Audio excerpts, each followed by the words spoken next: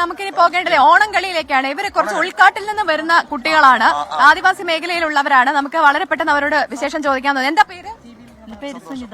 ഓണം കളിയാണല്ലേ? എവിടുന്നാ നിങ്ങൾ വരുന്നത്? അതിരപ്പള്ളിന്ന്. അതിരപ്പള്ളിക്കാരാ?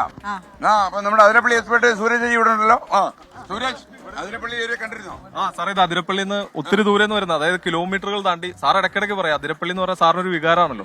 അപ്പൊ അതുകൊണ്ട് ഇവരെ നമുക്ക് ഈ കൂടെ കൂട്ടിയില്ലെങ്കിൽ പിന്നെ നമുക്ക് ആരെ കൂട്ടാൻ, അതുകൊണ്ട് ഇവരെ അറിയുന്നത് ഈ അതിരപ്പള്ളി നമ്മുടെ നാട്ടിൽ ചർച്ച ചെയ്യാവുന്നതിന് മുമ്പ് കലാകൗമുദിയിൽ മരണം കാത്ത് ഒരു ജലപാതം എന്ന് പറഞ്ഞിട്ടൊരു കവർ സ്റ്റോറി എഴുതി ആൾക്കാരുടെ ശ്രദ്ധയിൽപ്പെടുത്തിയ ഒരാൾ ഞാനായിരുന്നു.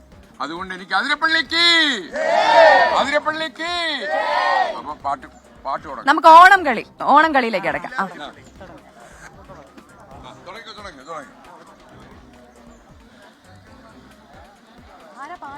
മിഴിപ്പൂവ് പൂട്ടി ചായുനീയോമലേ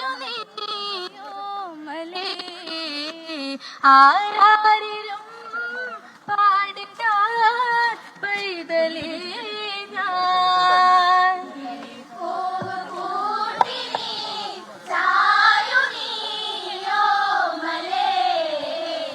ആരാരിലും പാടിടാൻ പൈതലേ.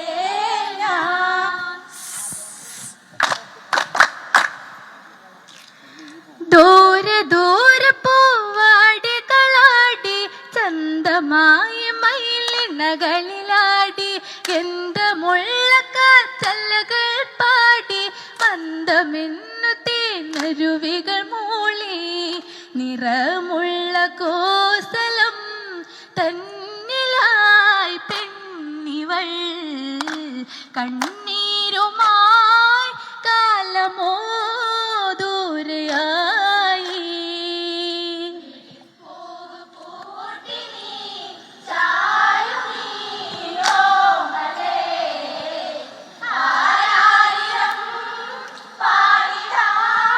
പൈതലേ ഞാൻ ദൂരെ ദൂരെ പൂവാടികളാടി ചന്തമായ മയിലിനകളിലാടി ഗന്ധമുള്ള കാറ്റല്ലകൾ പാടി മന്ദമിന്നു തേനരുവികൾ മൂളി നിറമുള്ള കോസലം തന്നിലായി പെണ്ണിവൾ കണ്ണീരുമായി കാലമോ ദൂരെയായി.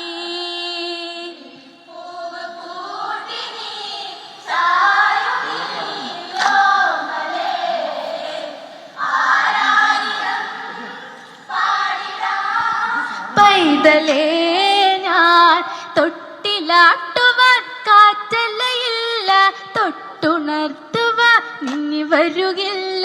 പുള്ളി വെച്ച കവിളോരമതെന്നും നുള്ളി നോക്കുവാൻ നിന്നി കൊതിയായി.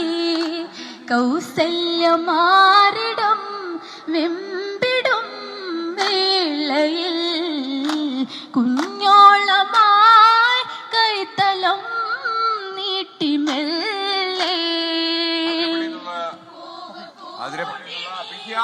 എന്റെ മൈക്ക് ഓണാക്കിയുള്ള അതിരപ്പള്ളി എന്നുള്ള ടീമാണ് ഈ അതിരപ്പള്ളി.